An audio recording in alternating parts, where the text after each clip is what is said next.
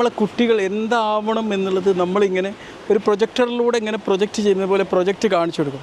എന്നിട്ട് പറയും നിങ്ങളിതാ അവിടെ കണ്ടില്ലേ അതുപോലെയൊക്കെ നിങ്ങളാവണം എന്ന് ഇങ്ങനെ പറഞ്ഞുകൊണ്ടിരിക്കും.